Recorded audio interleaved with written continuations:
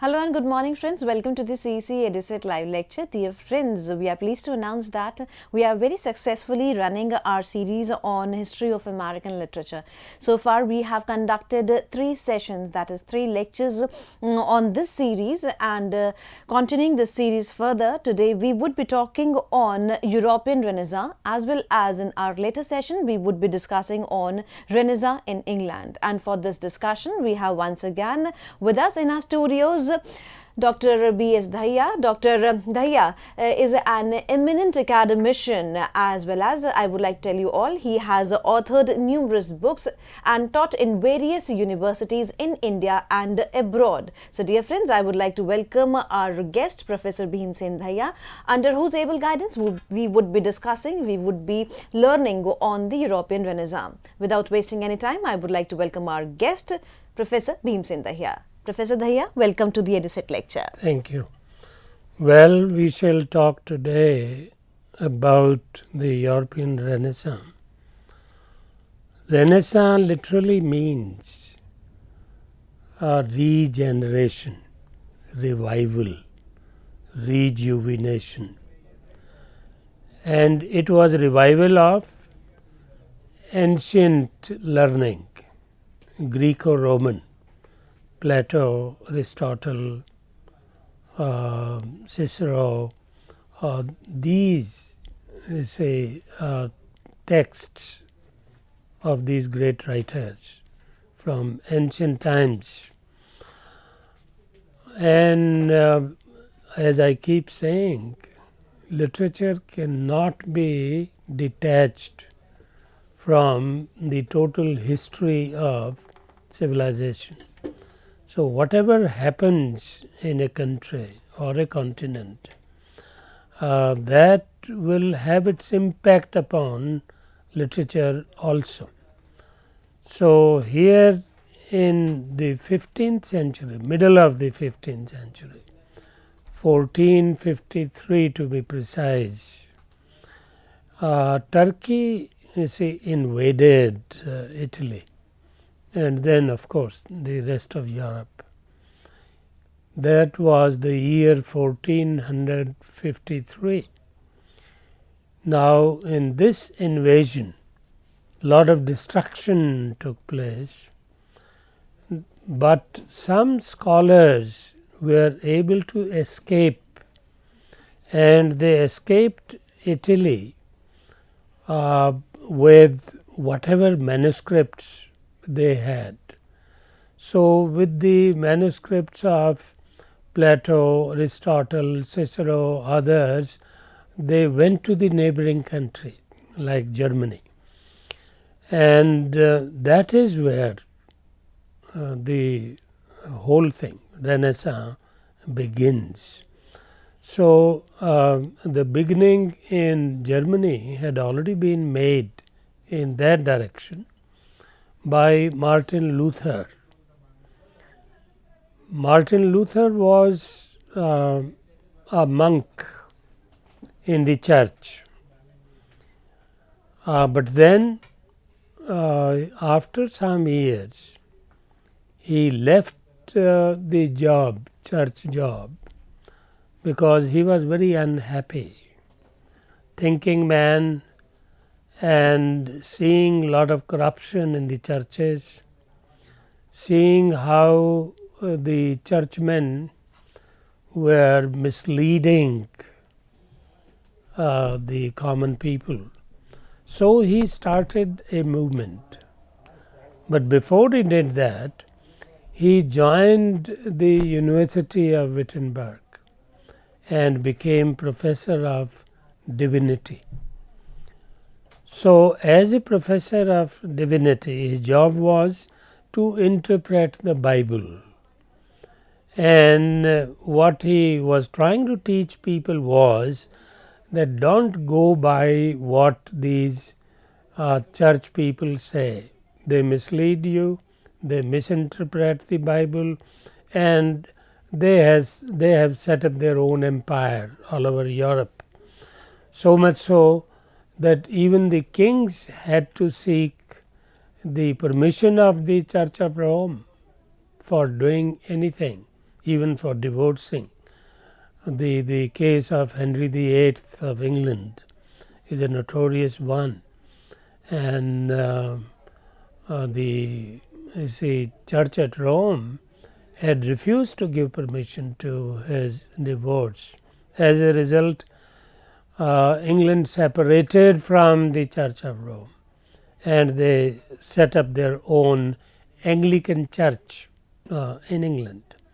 So here Martin Luther, he became the man who brought about Reformation in Christianity and made it more rational, more man-based, and more text-based.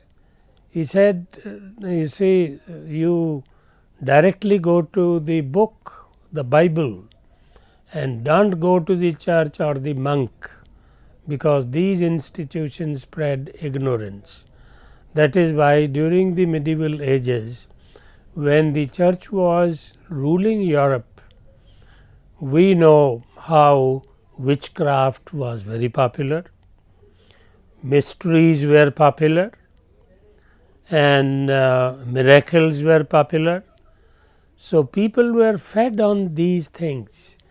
They were given the food of miracles, mysteries, witchcraft, all the irrational things, and they were befooled on religion, because not the real religion as Bible tells, but how it will suit their purposes, their power game, their empire which they had set up. So Martin Luther exposed it all, and he did a great job. Very sincere man, and very honest man, a man with conscience. So he took up this cause, and in entire Europe he brought about a change. Thereafter Christianity turned from Catholic to Protestant. So Protestants became more and more powerful and in majority. Most European countries, they took to Puritanism, Protestantism, and left behind the Catholic, which was traditional, which was orthodox, which was spreading ignorance, like here also. It happens in India too, spreading ignorance through institutions.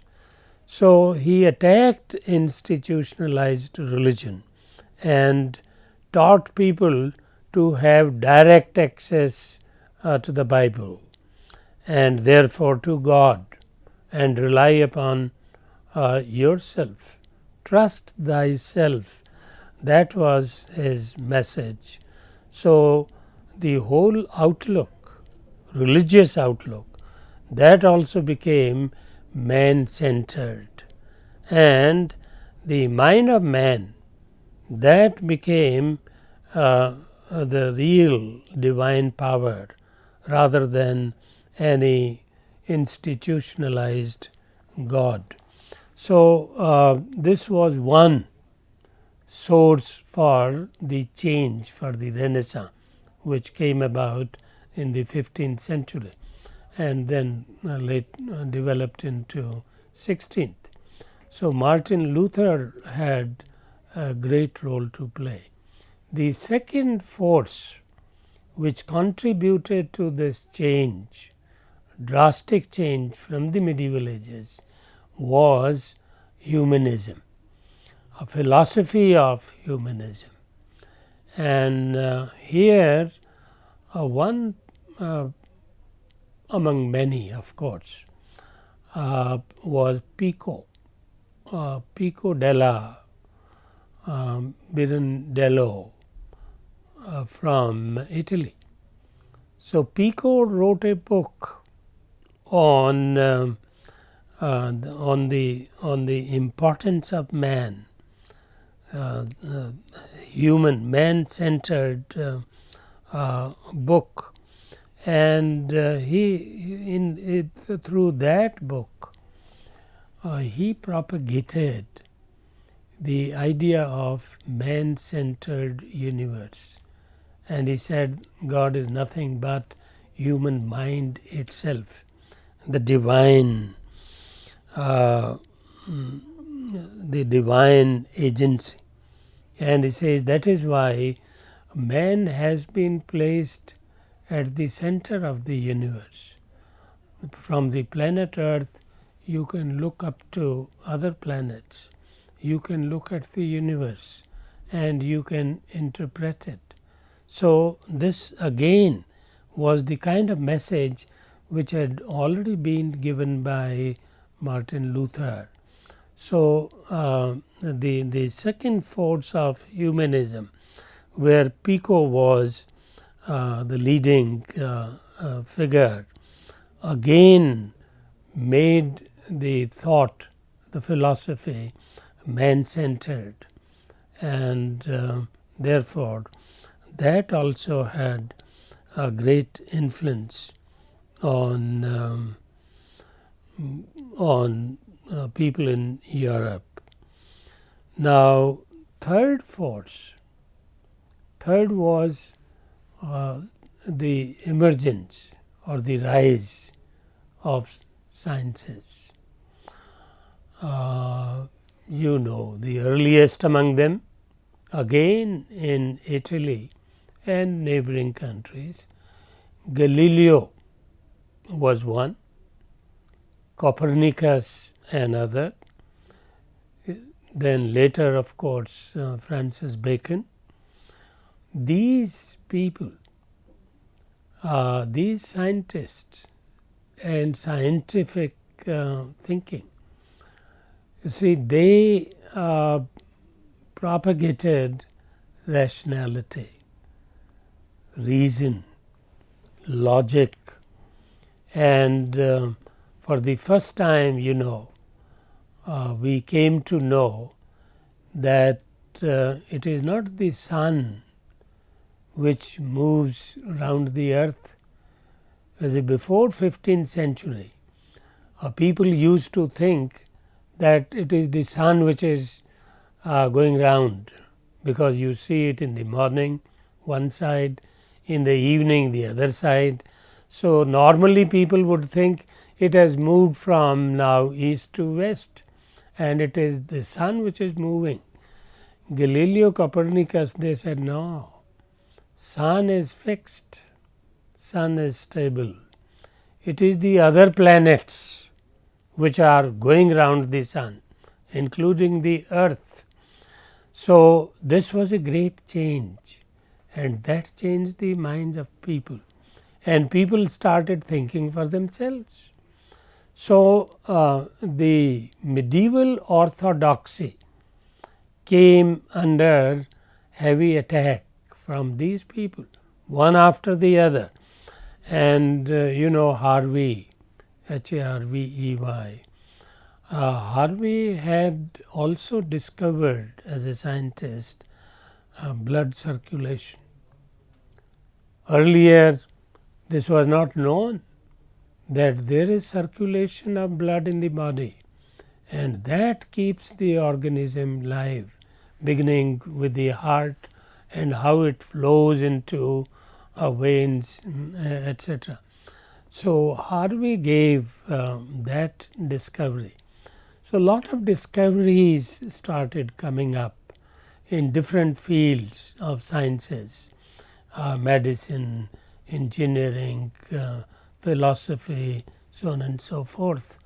So this chain of scientists, they also brought about a change in the thinking itself, and again reinforcing the man-centered outlook on life. So these three put together, Reformation in religion, humanism in education, and sciences in thinking as a whole. These three put together, they brought about what we call Renaissance. By the way, Renaissance was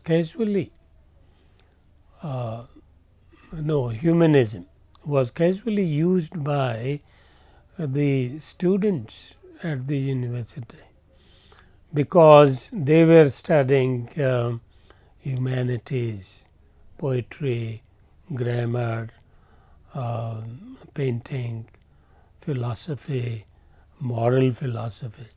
So, these subjects, and very casually they said, humanism, and that is how the word came about. Earlier there was no such word as humanism.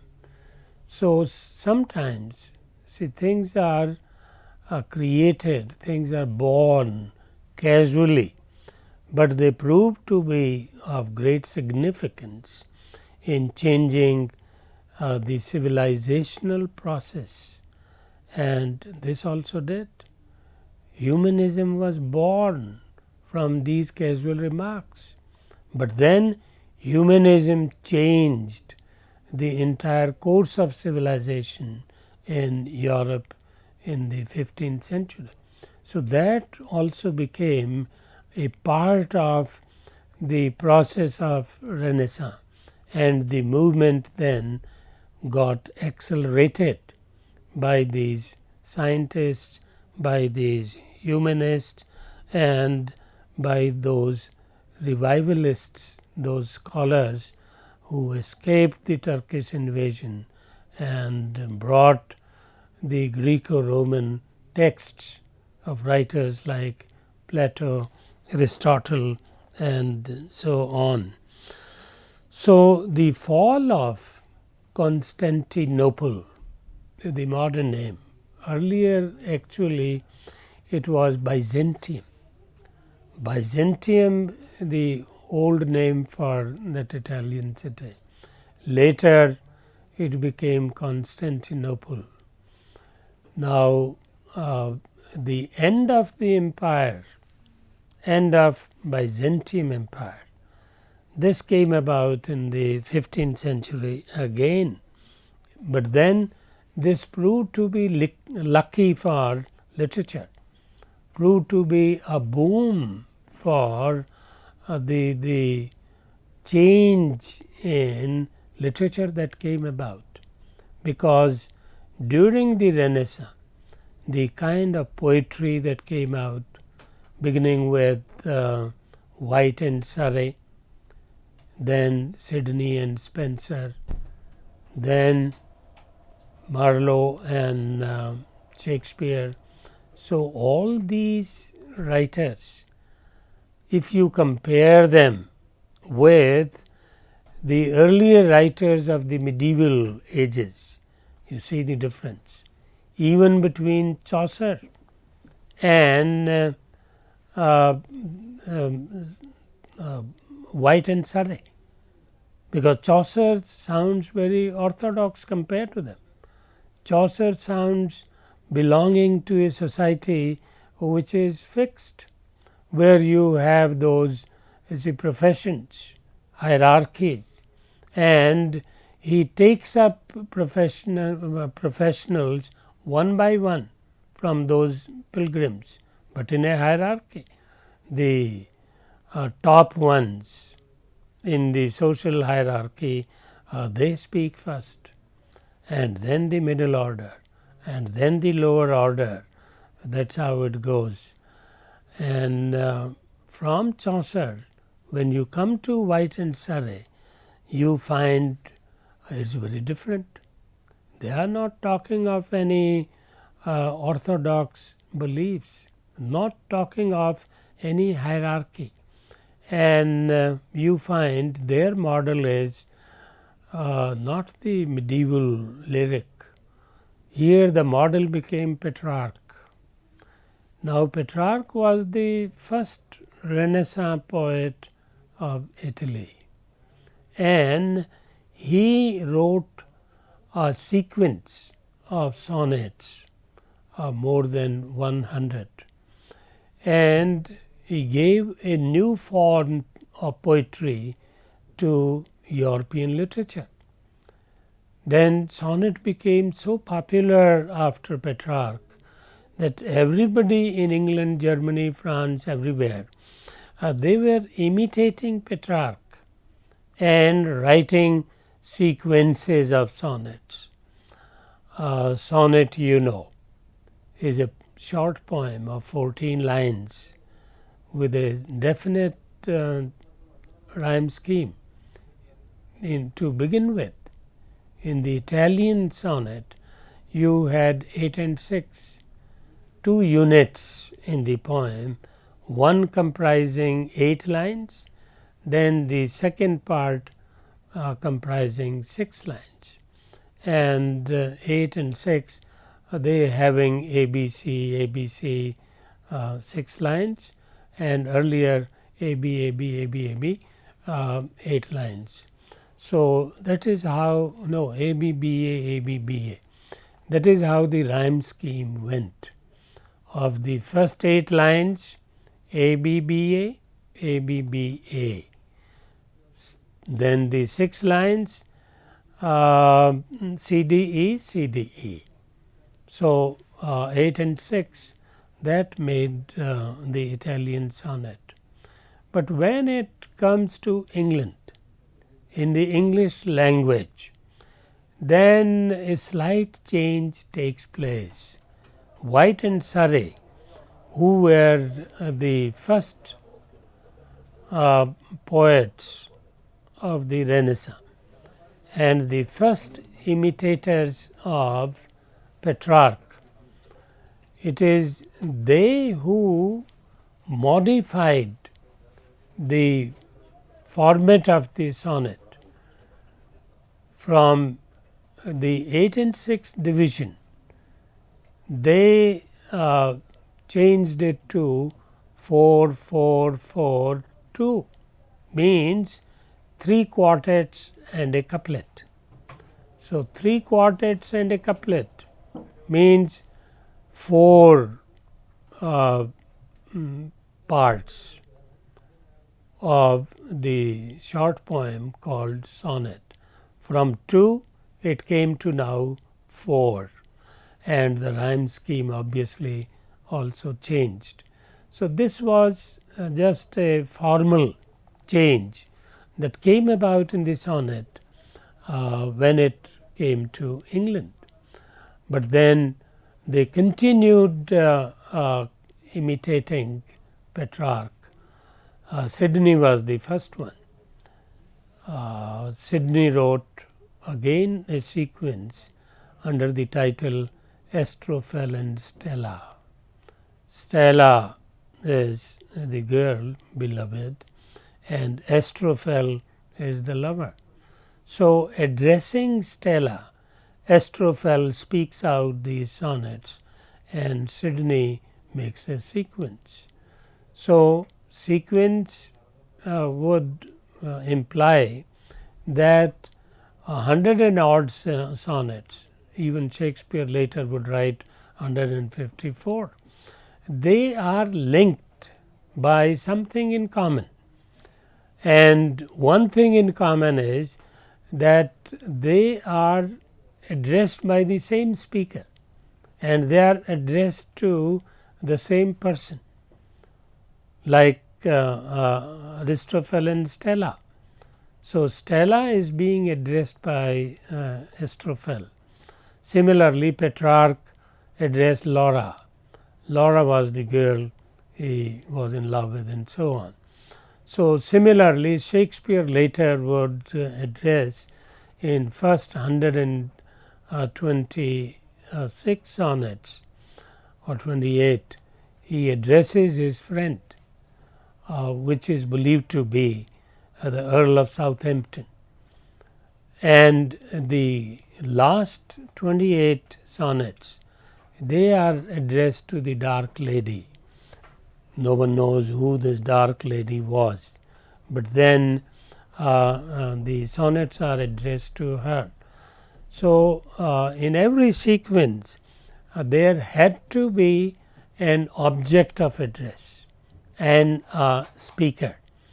But as I said, in the English sonnet, you have change of form. The lines remain the same, but the division changes from 8 and 6 to 4, 4, 4 to 3 quartets and a couplet. So, Sidney was the first to do that. Then comes Spenser. Spenser also did a sequence of sonnets, and thereafter comes Shakespeare. Shakespeare again, as I said, 154 sonnets, so on and so forth. So, Daniel, etc., etc., everybody was trying her hand at this new form of poetry, the sonnet form. And during the Elizabethan age itself, a large number of body of sonnets was produced, hundreds and thousands of them, and people would read, enjoy, and that is how it flourished. Okay, and here of course we will stop and take up next topic in the next lecture.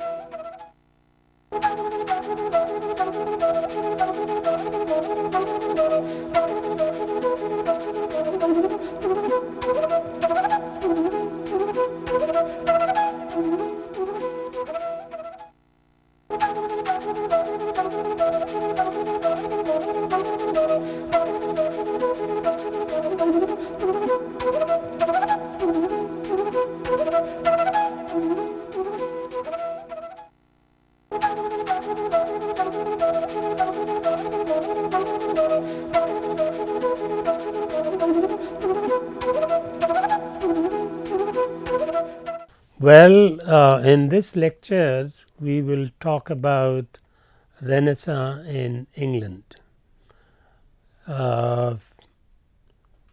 because first starting with Italy, spreading through Germany, France, finally Renaissance comes to England. But this coming of course took a century, because there in Italy, with the fall of Byzantine or Constantinople, it had started in the 15th century, but by the time it reaches England, it is 16th century, and in the beginning of the 16th century, we have a pair of poets, very interesting, Thomas White and Earl of Surrey. Both White and Surrey, they were fond of writing the sonnets. That is the form they introduced in English poetry. It was not there during the medieval ages. Chaucer never wrote a sonnet. Chaucer wrote those short tales in verse. So he was writing stories and writing in tales which will run through several pages and several hundred lines, whereas sonnet will have only 14 lines. Now, White and Surrey, they took to writing sonnets, and they produced both each a sequence of their respective sonnets. And then from White and Surrey, it was Sidney. Sidney, of course, more important poet and more important writer as a whole, and a personality who influenced the course of the English Renaissance. Sidney and Spenser. So about Sidney, I may repeat that he wrote that sequence called Astrophel and Stella, and then Spenser similarly, he Amoretti, he wrote again a sequence, and then Shakespeare wrote a sequence, so on and so forth. Then Daniel and minor poets of the 16th century.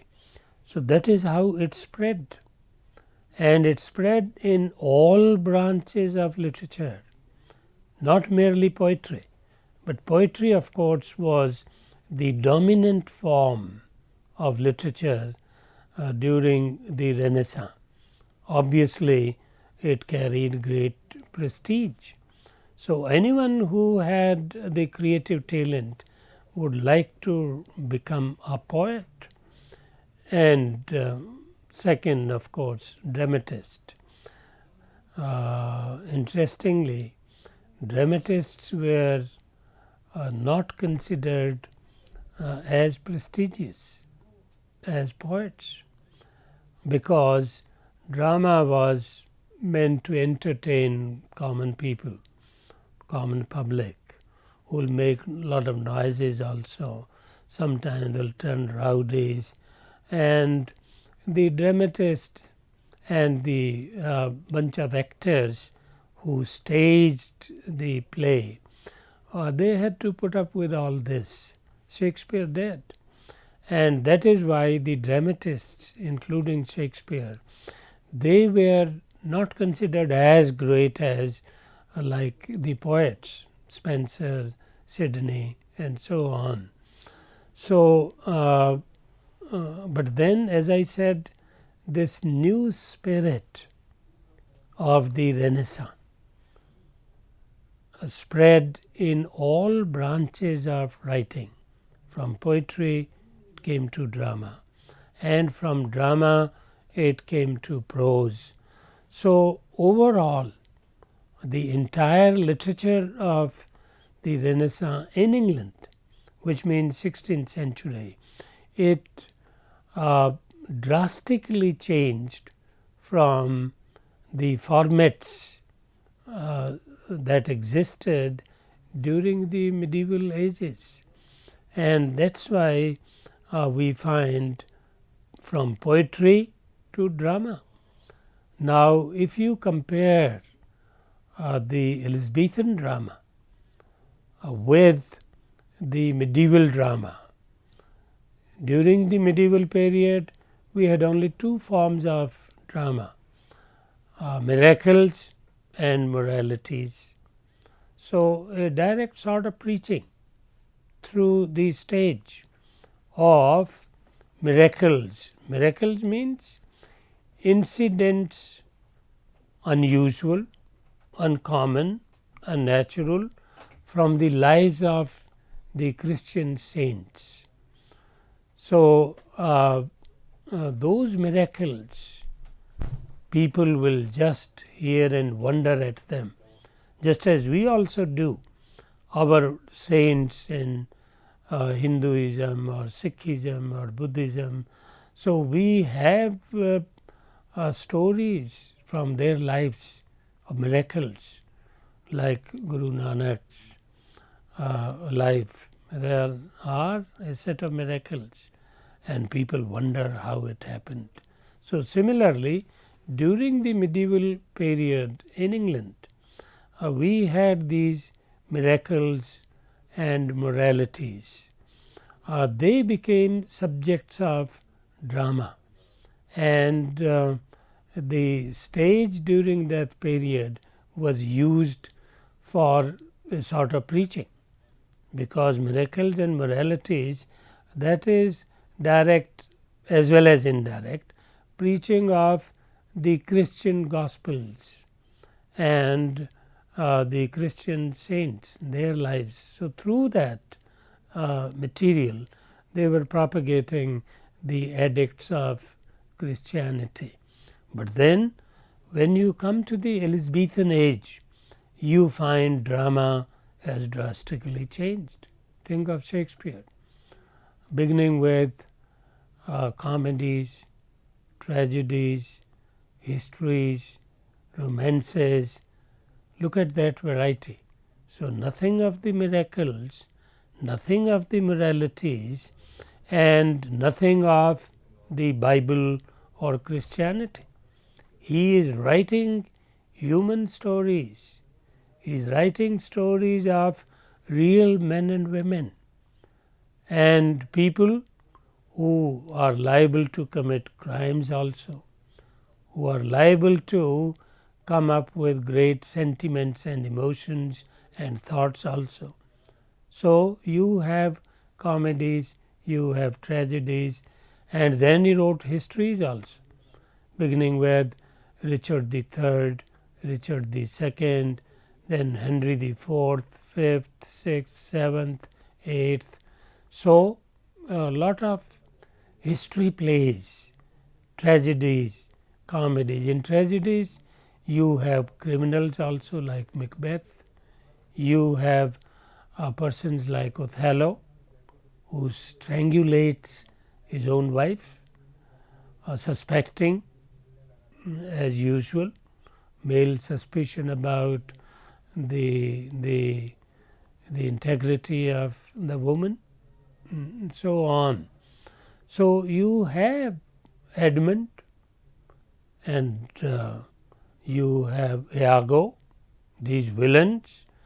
So, very different from miracles and moralities, because here you have real human world with variety of human nature, all sorts of characters from the highest to the lowest. You have noblest of characters, and you have rascals there. King Lear itself, for example, or Hamlet or Othello. You have variety of characters there, and then these characters put together, they create an impression of the entire society and entire humanity. But then here still it is believed that there is such a thing as general human nature, that there is a set of feelings, sentiments, emotions, thoughts, ideas which are common to all people, whatever be their religion, whatever be their language, whatever be their culture, but there is a core which we call human. That is why humanism was the dominant outlook in the Elizabethan age. Later, of course, gradually we shall see how humanism gets discarded later, and those ideas are challenged. But here the Renaissance writers thinkers, they are challenging the medieval ideas, the medieval thought, the medieval philosophy, and transforming medieval literature into a new kind of literature. That is why it came to be called Renaissance. It was not only the discovery of the ancient past, which was lost during the medieval period. No one knew about Plato or Aristotle during the medieval ages. It was only after 1453, the fall of Constantinople, when these lost texts or lost books of the ancient times, they were discovered. This was by chance, stroke of history. At the same time, around the same time, in the 15th century, 1476 to be precise, another great thing had happened. This was the invention of the printing press. In 1476, there was a German called Caxton, Caxton. So Caxton had made printing press. So now it was possible to multiply copies of the manuscripts. Earlier, you had to multiply the text by writing in your own hand. So that will take months and years to produce more copies. But now with the coming of printing press, it became very easy to produce copies, to multiply, any text, any book, and that is what they did. And in poetry, as I said, White and Surrey, Sidney and Spencer, and followed by others. In drama, again, we had beginning with Marlowe, then Shakespeare, and then of course Turner and Webster and Middleton, these dramatists. And drama also developed in an interesting way. Unfortunately, rather than improve, it had declined. It is the greatest with the beginners, like Marlowe, the greatest or one of the greatest, along with Shakespeare, who wrote Dr. Faustus. And interestingly, Dr. Faustus, like the reformer who brought about Reformation, he also was at the university, and University of Wittenberg. So it is not just a fictional story that Marlowe is writing about his play Dr. Faustus. He was a real man, and a man with scientific mind, a man with strong reason, rationality, and challenging God in a way, because he is not satisfied with the Bible, and he is challenging it in a way. That is why Dr. Faustus then later is accused of being anti-religious, and therefore he must be punished, and so on and so forth. But then Marlowe died early, or got killed. He was just 29 when he died in a brawl. Brawl is like after you have drink drunk wine, whiskey and so on. Then you come to blows on any silly small point. So that is called a brawl. So it is said that Marlowe died in a brawl, but all sorts of stories, we needn't go into that. But Shakespeare wrote for a longer period. For 20 years he was in London at the Globe Theatre, writing plays, in the beginning acting also on the stage. And during this long span, he could produce on the average 2 plays a year, which means 40 in 20 years. So in these 40, you have this variety of comedies, of tragedies, of histories, of romances. And one of the important things I would like to underline is that while in tragedies it is men who are at the center of the stage, of the story, of action, of dialogue, because tragedy deals with something unfortunate, where you murder people, you kill people, like Othello killing his own wife, or you kill others.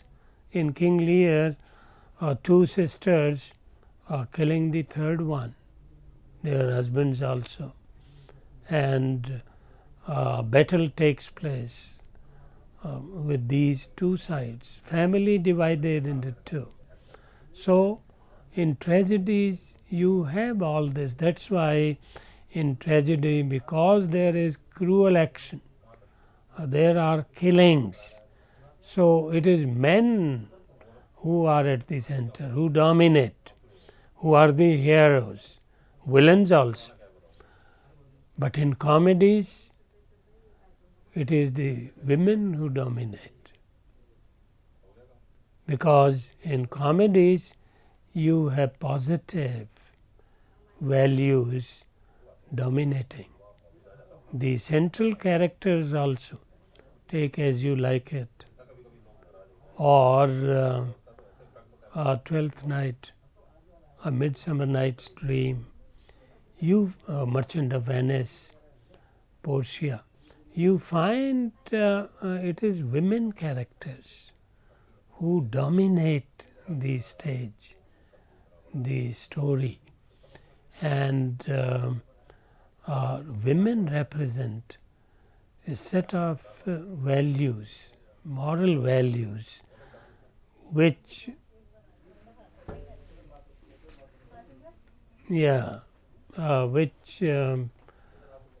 are the ideal by which any culture or civilization survives, progresses, and you find that embodied in the women characters in Shakespeare's comedies. So that is a big difference between comedies and tragedies. And then romances. In the romances, you have some sort of extra rational things happening, things which normally or in day-to-day life do not happen, but they do happen in the atmosphere which is not realistic, which is not naturalistic. That's why they are called romances, where more of your dreams, more of your desires, they are projected in these stories. And that's why in the romances like The Tempest or The Winter's Tale, Pericles, you have that atmosphere. And as I said, here again the positive values, the repository of those values are women. Even in The Tempest, Miranda, the daughter of Prospero, she represents innocence, goodness, virtue, all those qualities, moral superiority, they are embodied in her character. So, the difference between comedies and romances on the one hand and histories and tragedies on the other. In histories and tragedies, it is men who dominate, because there you have to fight wars or do all sorts of treacheries, killings, and that is why men perform that.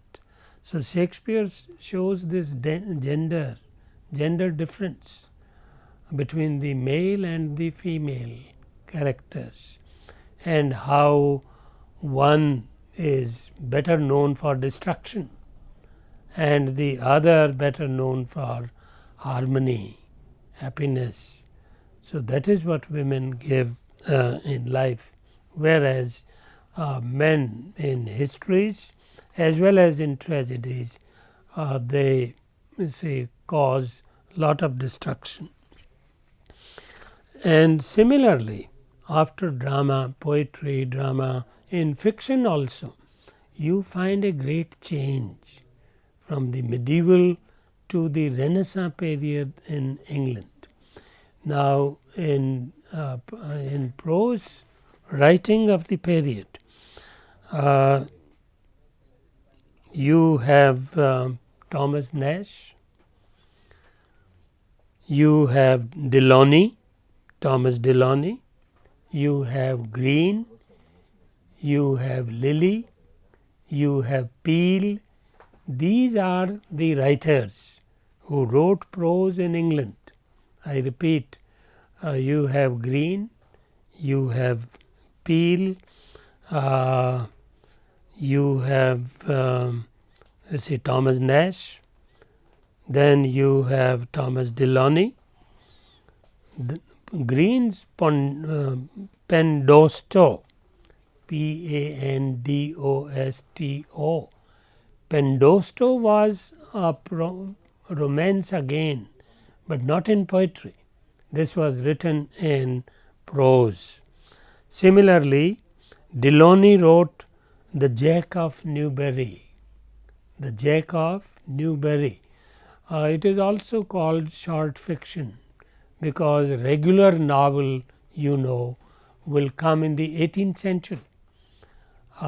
Before that, during the Elizabethan period, we have short fiction, just like long short stories. So, Delaunay also wrote the Jack of Newberry, a very funny character. But then more important is by Thomas Nashe. Thomas Nashe was the leading prose writer, or writer of prose fiction during the Elizabethan and the Renaissance period in England.